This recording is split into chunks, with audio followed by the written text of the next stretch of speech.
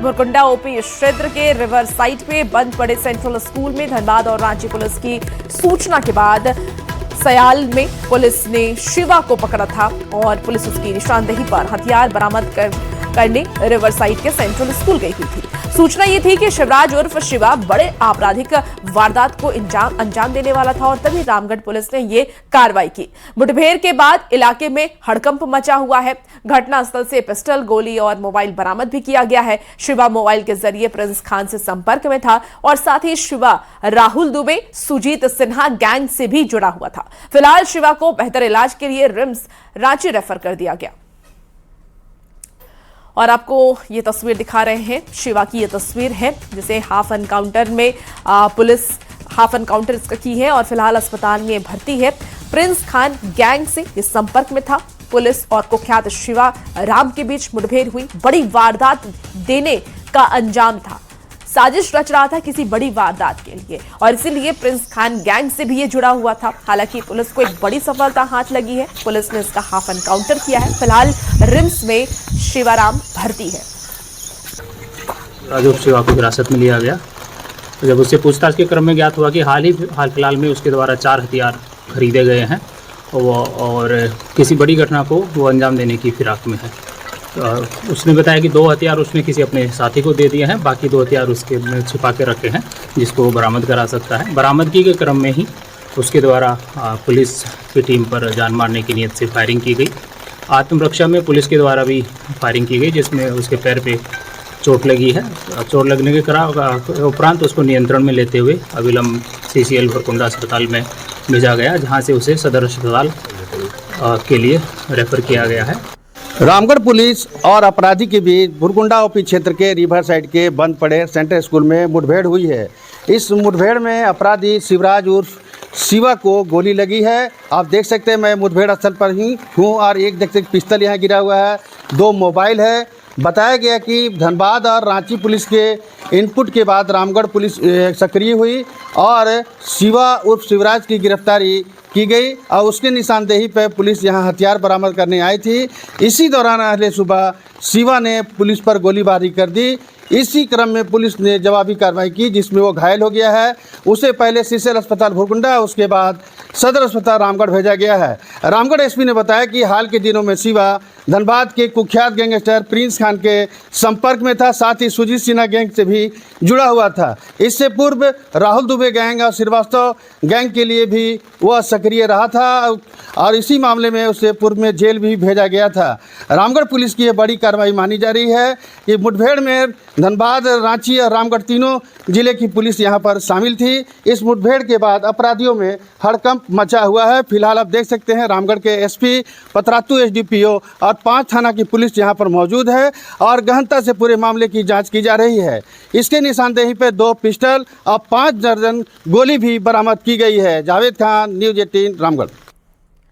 इसी बीच देखिए दुमका से आपको एक बड़ी खबर बताते हैं, जहां के बसलिया स्थित ITI कॉलेज में संचालित दीनदयाल उपाध्याय कौशल केंद्र में खाना बनाने के दौरान छिपकली गिर गई, जिसे खाने के बाद 21 बच्चे बीमार पड़ गए। घटना के बाद केंद्र में अफरा तफरी मच गई है। सूचना मिलते ही स्थानीय ग्रामीणों ने तत्परता दिखाते हुए बीमार बच्चों को एम्बुलेंस से बसलिया सामुदायिक स्वास्थ्य केंद्र पहुंचाया। डॉक्टरों के प्राथमिक उपचार के बाद 5 गंभीर बच्चों को फूलो झानो मेडिकल कॉलेज और अस्पताल रेफर किया गया है। फिलहाल सभी बच्चे खतरे से बाहर बताए जा रहे हैं। मामले की गंभीरता को देखते हुए जांच के लिए पहुंची कोर टीम ने वार्डन मंजू माया और इसके साथ ही संजीव कुमार महतो, रसोईया भीम मांझी और देवदास गोराई को तत्काल प्रभाव से निलंबित कर दिया है।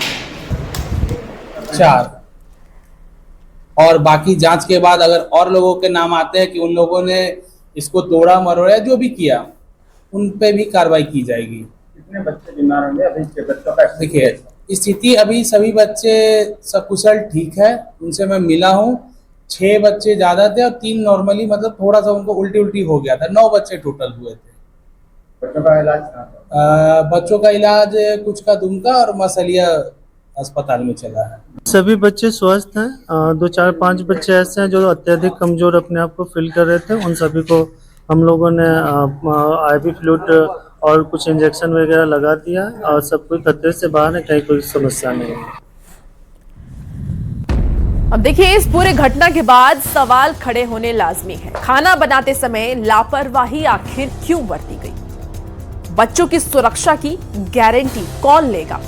और कब तक लापरवाही के भेंट चढ़ेंगे बच्चे? ये कुछ ऐसा सवाल जो न्यूज़ 18 के माध्यम से पूछे जा रहे हैं।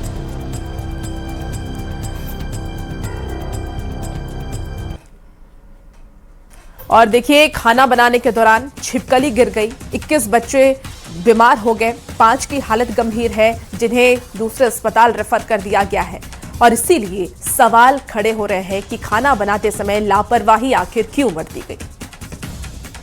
इसी बीच देखिए, जमशेदपुर से एक बड़ी खबर आ रही है जहां एक बार फिर से एमजीएम अस्पताल विवादों में नजर आया है। जानकारी के मुताबिक मुसबानी प्रखंड के सबर परिवार और मरीज को लेकर के एमजीएम अस्पताल पहुंचा हुआ था, जहां पैसे की कमी के कारण ना तो मरीज का एक्सरे हुआ और ना ही समय पर इलाज हुआ, जिसके चलते मरीज शिबू की मौत हो गई। मरीज की मौत के बाद परिवार के लोगों ने एमजीएम अस्पताल पर लापरवाही का आरोप लगाया और हंगामा करते हुए कहा कि बार बार कहने के बाद भी अस्पताल प्रबंधन एक्सरे और इलाज के लिए तैयार नहीं हुआ, जिससे कि शिबू सबर की मौत हो गई। अधीक्षक ने मामले की जानकारी मिलने पर जांच कर दोषियों पर कड़ी कार्रवाई की बात कही।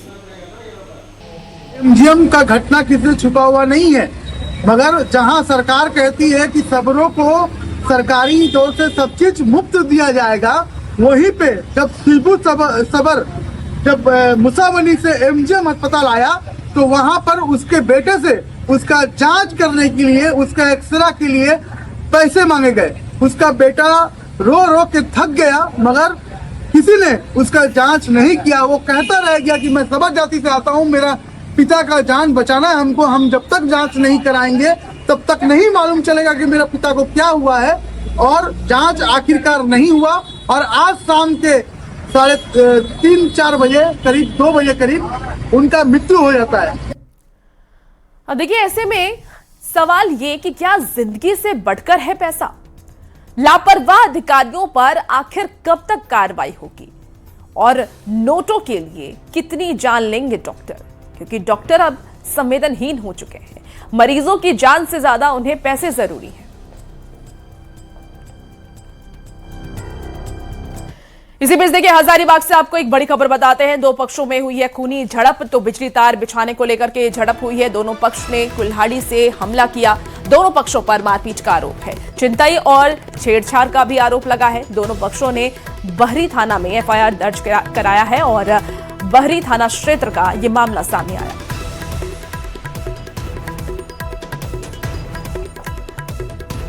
चलिए, जमशेदपुर से आपको इस वक्त की एक और खबर बताते हैं, जहां बर्मा माइंस थाना क्षेत्र में देर रात लूट की कोशिश नाकाम हो गई है। स्कूटी सवार 2 बदमाशों ने युवक पर चापड़ से हमला कर कैद लूट ली और मोबाइल छीनने की कोशिश की। इस दौरान युवक ने समझदारी दिखाते हुए शोर मचाना शुरू कर दिया, जिससे कि आसपास के लोग मौके पर पहुंचे और दोनों आरोपियों को पकड़कर पुलिस के हवाले कर दिया। सूचना मिलते ही पुलिस मौके पर पहुंची और दोनों को हिरासत में ले लिया है। पुलिस ने घटना में इस्तेमाल 2 चापड़ और स्कूटी जब्त कर ली है और मामले की जांच आगे जारी है। के पास में हल्का होने के लिए रुका था मैं, पीछे से वो 2 लड़का आया और ये चापड़ दिखा के मुझे बोला कि जो पैसा है दे दो। हम बोले पैसा पास में था, दे लिया पैसा। फिर बोला ऑनलाइन में जो है वो दे दो मेरे को। मैं ठीक ऑनलाइन के मेरे कोई दिक्कत नहीं है, लेकिन वो फोन लेके भागने लगा। तो मैंने बोला कि तो मैं पैसा ले लो, कोई दिक्कत नहीं है, मेरे को फोन दे दो। ये सारा चीज मेरा फोन से ही चलता है। इसी बीच देखिए, हजारीबाग से एक बड़ी खबर सामने आ रही है, जहां लोहे का दरवाजा लगाने पर विवाद हुआ और खूनी संघर्ष में 3 लोग घायल हो गए। महिला समेत 3 लोग पर हमला हुआ है। हमले का वीडियो तेजी से वायरल हो रहा है। घायल महिला हजारीबाग रेफर की गई है, तो सीएचसी में घायलों का इलाज जारी है। पड़ोसियों पर हमले का आरोप है और घटना के बाद गांव में तनाव का माहौल देखा जा रहा है। वीडियो के आधार पर जांच जारी है। चौपारण थाना क्षेत्र का यह मामला सामने आया। चलिए, खबरों में आगे बढ़ते हैं। रांची में वेतन मद से फर्जी निकासी का मामला सामने आया है, जहां फ्रोजन सीमेंट बैंक से फर्जी निकासी की गई है। कृत्रिम प्रजनन पदाधिकारी ने कराई एफआईआर। निलंबित प्रधान लिपिक के खिलाफ एफआईआर दर्ज कराया गया। मुनिंद्र कुमार पर वेतन निकासी का आरोप है। पशुपालन निदेशक के निर्देश पर एफआईआर दर्ज की गई है। साल 2020-21 में वेतन मद से अवैध निकासी हुई और टेम्पररी आईडी बना करके अवैध निकासी की गई। तो बड़ी खबर आपको इस वक्त बता रहे हैं रांची से, जहां रांची में वेतन मद से फर्जी निकासी का मामला सामने आया। फ्रोजन सीमेंट बैंक से फर्जी निकासी की गई। चलिए अब बात असम की करते हैं। तो असम के मुख्यमंत्री के बयान के बाद अब सियासी गलियारे में भूचाल मच गया है, जिसने झारखंड की राजनीति को और ज्यादा गर्मा दिया। असम के मुख्यमंत्री हिमंता बिस्वा शर्मा ने झारखंड की राजनीति को लेकर के बड़ा बयान दिया है। उन्होंने न्यूज़पेपर इंडियन एक्सप्रेस के साथ एक इंटरव्यू में बातचीत की और बातचीत में यह बयान दिया कि पश्चिम बंगाल के बाद अब झारखंड बीजेपी के प्रमुख एजेंडे में शामिल है और उन्होंने इसे बीजेपी का अनफिनिश्ड एजेंडा बताया।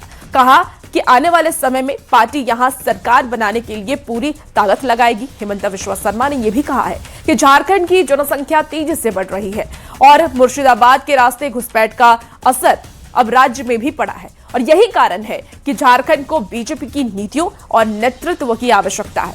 उन्होंने ये भी कहा कि विधानसभा चुनाव में हार के बाद पार्टी का मनोबल कमजोर नहीं हुआ है और असफलता को उन्होंने सफलता की पहली सीढ़ी बताया।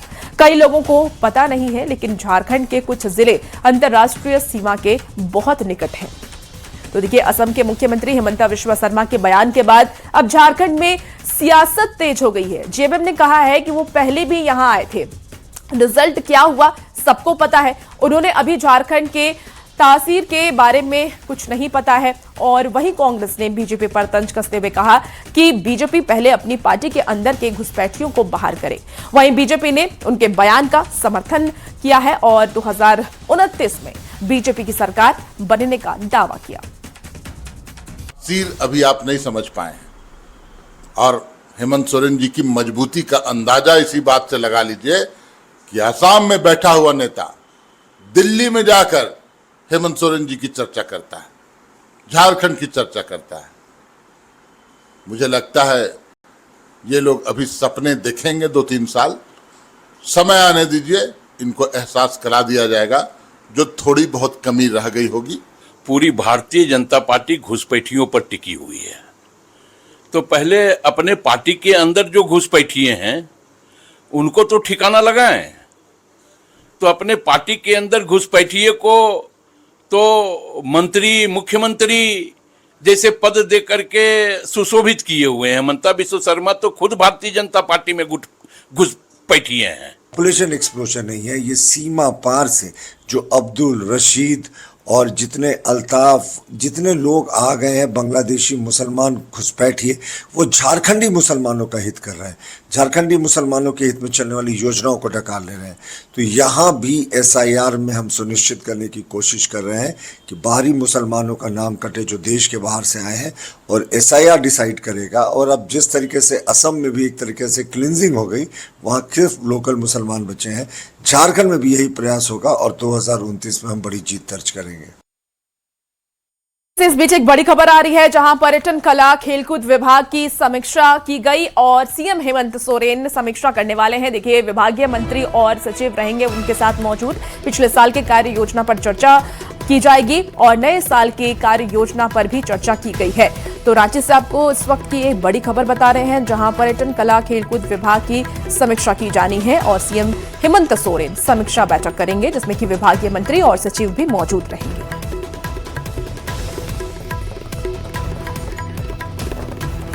इसी बीच देखिए, बड़ी खबर जामताड़ा से सामने आ रही है, जहां कुंडित डाक बंगला मैदान में बीजेपी का कार्यकर्ता सम्मेलन और मिलन समारोह आयोजित किया गया, जिसमें कि नेता प्रतिपक्ष बाबूलाल मरांडी ने हेमंत सोरेन सरकार पर जमकर निशाना साधा। उन्होंने भ्रष्टाचार, कानून व्यवस्था, अवैध खनन और विकास के मुद्दों को लेकर के राज्य सरकार को घेरा है।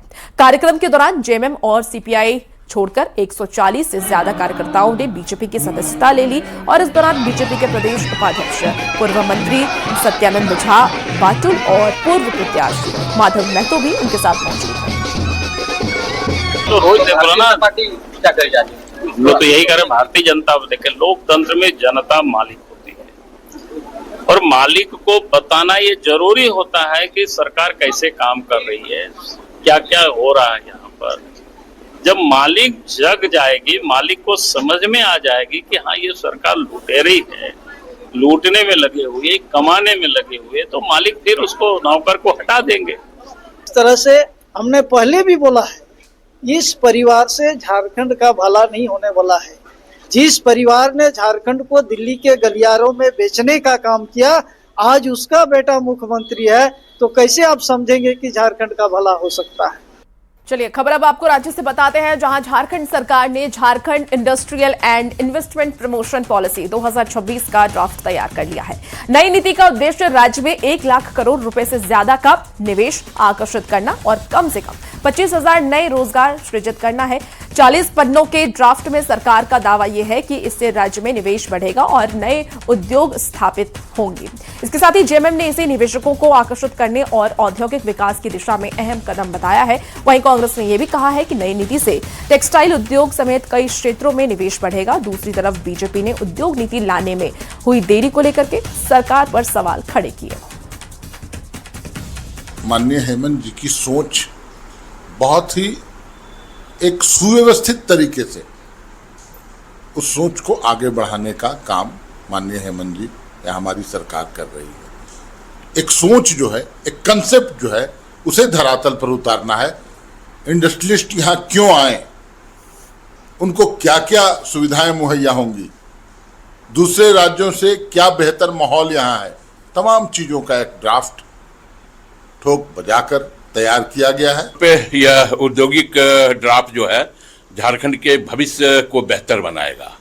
टेक्सटाइल मिलें, टेक्सटाइल उद्योग अगर यहाँ लगेंगे तो स्वाभाविक तौर पे यहाँ के स्थानीय युवकों को रोजगार भी मिलेगा। भाई हुजूर, बहुत देर कर दिया आपने आते आते। काश यही आपने संवेदनशीलता और तत्परता पहले वर्ष से ही दिखाई होती है। अब तो 6.5 वर्ष हो जाएंगे, 2-4 महीने में 7 वर्ष आपके पूरे हो जाएंगे हुजूर, फिर आपकी विदाई की वेला आ जाएगी। अब आप इंडस्ट्रियल ड्राफ्ट पॉलिसी बना रहे हैं, और कौन सी इंडस्ट्री की बात कर रहे हैं? आप तो विदेश यात्रा कर आए थे, आप तो स्पेन घूम आए। आप चलिए एक खबर आपको हजारीबाग से बताते हैं, जहां इचाक प्रखंड के धर्मो गांव में निजी जमीन पर अवैध कब्जा करने और अबुआ आवास योजना के तहत मकान निर्माण कराने का आरोप लगा है। पीड़िता ने यह आरोप लगाया है कि उनकी जमीन पर गांव के एक परिवार ने कब्जा करके निर्माण कराया। उन्होंने विरोध करने पर धमकी मिलने का भी आरोप लगाया। पीड़िता ने बीडीओ, अंचल अधिकारी, इचाक थाना और डीसी से शिकायत कर कार्रवाई की मांग की। प्रशासन ने मामले की जांच हालांकि शुरू कर दी है। इधर प्रखंड विकास पदाधिकारी का यह भी कहना है कि आरोप सही पाए जाने का अगर सही पाए जाते हैं तो नियम के अनुसार कड़ी कार्रवाई की जाएगी। मैं धर्मू में जमीन खरीदी हूँ और उसमें 15 डिसमिल के प्लॉट है मेरा, और 54 खाता नंबर है, प्लॉट नंबर 411 है। उसमें अवैध रूप से एक मकान बना रही है, जिसको रोकने गए तो गाली गलौज करना स्टार्ट कर देती है। बोलती हम बनाएंगे, इसी में बनाएंगे, कहाँ जाएंगे। मैं बहुत परेशान से जमीन खरीदी हूँ। चलिए खबर अब आपको बोकारो से बताते हैं, जहां यातायात व्यवस्था को बेहतर बनाने के लिए ट्रैफिक पुलिस ने नई पहल शुरू कर दी है। पुलिस अधीक्षक के निर्देश पर ट्रैफिक डीएसपी अजय प्रसाद ने ऑटो चालक संगठनों के साथ बैठक की और इस बैठक में कई अहम फैसले लिए गए हैं। अब इस क्षेत्रवार अलग अलग रंग की यूनिफॉर्म से ऑटो चालकों की पहचान होगी और बिना लाइसेंस वाहन चलाने वालों पर कार्रवाई भी की जाएगी। अवैध पार्किंग और यातायात नियमों के उल्लंघन पर सख्त कार्रवाई की जाएगी। वहीं ऑटो चालकों ने परमिट, फिटनेस और पार्किंग की समस्या उठाई, जिस पर ट्रैफिक पुलिस ने समाधान का भरोसा भी दिया। महोदय का सख्त आदेश है कि यातायात नियमों का सबसे पहला काम है पालन करना, जिससे कि रास्ता ब्लॉक नहीं हो। जितनी चौड़े रास्ते हैं यहाँ पर बोकारो में वो ब्लॉक नहीं है। ऑटो चालकों से अनुरोध है कि वो यत्र तत्र कहीं भी गाड़ियां लगा करके सवारी ना बैठे। हम लोग भी मांग किए साहब से कि हम लोग को जो परमिट के लिए जो फाइन हो रहा है, फिटनेस के लिए जो फाइन हो रहा है, तो फिटनेस और परमिट के लिए फाइन वो उसको ऑनलाइन कराया जाए। और हम लोग का प्रॉब्लम होता है कि कोई स्टैंड नहीं है हम लोग के पास, ऑटो वाला का कोई स्टैंड नहीं है यहाँ पे। स्टेशन छोड़ के हम लोग का कहीं कोई स्टैंड नहीं है, समझे। और प्लस दुकान है रोड में, दुकानदार का गाड़ी और ये खड़ा रहता है, सब हम लोग को मजबूरी में रोड में लगाना पड़ता है, जिसके कारण पूरा पब्लिक को भी डिस्टर्बेंस होता है हम लोग का। चलिए बात अब मौसम की कर लेते हैं। तो रांची समेत झारखंड के कई हिस्से में लगातार बारिश हो रही है। मौसम विभाग ने राज्य के कई जिलों के लिए येलो अलर्ट जारी किया है। विभाग के मुताबिक बारिश के साथ ठनका गिरने की संभावना जताई गई है और साथ ही 40 से 50 किलोमीटर प्रति घंटे की रफ्तार से तेज हवाएं भी चल सकती हैं। गुमला, लोहरदगा, गढ़वा, लातेहार सहित कई जिले में भी भारी बारिश की संभावना मौसम विभाग की तरफ से जता दी गई है। आपको बता दें कि 8 जुलाई तक राज्य के लगभग सभी इलाकों में बारिश का सिलसिला जारी रहने की संभावना है। बदले हुए मौसम के मिजाज ने ये तो बतला दिया है कि झारखंड में मानसून का प्रवेश हो चुका है और मानसून की बरसात भी हो रही है। निश्चित रूप से इस बरसात से किसानों के चेहरे पर खुशी भी हुई होगी कि एलेनो के असर से जहां कम बारिश हो रही थी, तो अब जब वर्षा हुई है तो कल देर रात से लगातार राजधानी रांची समेत उसके आसपास के इलाके में वर्षा देखने को मिल रही है। मौसम पूर्वानुमान की माने तो अगले 1 से 2 दिनों तक कुछ इसी तरीके के मौसम का मिजाज राज्य भर में रह सकता है। राज्य के अलग अलग जिलों की हम बात करें तो अच्छी खासी बरसात कल से देखने को मिल रही है और अगले 1 से 2 दिनों तक वो देखने को मिलने वाली है। मौसम विभाग ने आज जो है वो अलर्ट भी जारी किया है। येलो अलर्ट के साथ मौसम विभाग ने कहा है कि राज्य के कुछ इलाकों में आज अच्छी खासी बरसात होगी, जिसमें रांची, लोहरदगा और उसके आसपास का जो इलाका है वहां ये बरसात देखने को मिलेगी। अगर हम झारखंड की बात करें तो 7 और 8 तारीख को जो बारिश है वो देखने को अधिक मिलेगी और इस दौरान जो है किसानों को निश्चित रूप से जो बिचड़े बोने वाले किसान हैं उन्हें अपना बिचड़ा भी बो लेना चाहिए, क्योंकि जिस तरीके से मौसम बदला है, इस बदले हुए मौसम के बीच पहले ही मौसम विभाग ने भी इन चीज़ों का जिक्र किया था कि इस वर्ष कम वर्षा होगी, लेकिन अब जब वर्षा हो रही है तो निश्चित रूप से इसका फायदा किसानों को भी मिलने वाला है। इधर मौसम विभाग ने येलो अलर्ट ये भी जारी किया है कि राज्य के कई इलाकों में यानी जहां बरसात हो रही है उन इलाकों में संभावनाएं ये है कि तेज हवा चल सकती है। इस दौरान हवा की गति 40 से 50 किलोमीटर प्रति घंटा की रफ्तार रह सकती है और इस दौरान कई इलाके में थंडर स्टॉर्म, जिसे हम वज्रपात कहते हैं, उसकी भी संभावनाएं जाहिर की गई है। गौरव झा, न्यूज़ 18 रांची। चलिए अब बात करें रामगढ़ की, तो रामगढ़ का भी मौसम बदला नजर आएगा। यहाँ सुबह से लगातार बारिश हो रही है, जैसे कि मौसम सुहाना हो गया है और बारिश होने से किसानों के चेहरे पर मुस्कान लौट आई है। मौसम विभाग के मुताबिक 2 दिनों तक बारिश का सिलसिला जारी रहने की संभावना है। विभाग ने ठनका गिरने को लेकर के भी अलर्ट जारी किया है और लोगों से सतर्क रहने की अपील की है। मौसम को लेकर के ज्यादा जानकारी दे रहे हैं न्यूज़ 18 संवाददाता जावेद खान। मानसून की झमाझम बारिश हो रही है। बारिश होने के बाद किसानों के चेहरे खिल गए हैं। देख सकते हैं, मैं इस वक्त पतरातू प्रखंड के भदानी नगर क्षेत्र में मौजूद हूँ। देख सकते हैं आसमान में बादल छाए हैं, बारिश भी हो रही है। मौसम विभाग ने यहाँ पर संभावना जताई कि ये बारिश जो है कल भी जारी रहेगी। हालांकि वज्रपात को लेकर के अलर्ट जारी किया गया है। अब तक की बात करें तो 160 mm से अधिक बारिश इस वर्ष जून से अब तक हो चुकी है। यहाँ पर हालांकि जल जमाव के कारण थोड़ी परेशानी ज़रूर हुई है, लेकिन लोगों को गर्मी से राहत मिली है। दूसरी ओर किसान जो हैं इस बारिश के बाद काफ़ी खुश दिख रहे हैं। देख सकते हैं कि किस तरह से यहाँ पर जो है बारिश के बाद जो है मौसम काफ़ी सुहाना हो गया है। फिलहाल जो है इस बारिश का किसान बेसब्री से इंतजार कर रहे थे, वो बारिश जो है लगातार जारी है और कल भी ये बारिश होगी। जावेद खान, न्यूज़ 18 रामगढ़। फिलहाल इस बुलेटिन में इतना ही। खबरों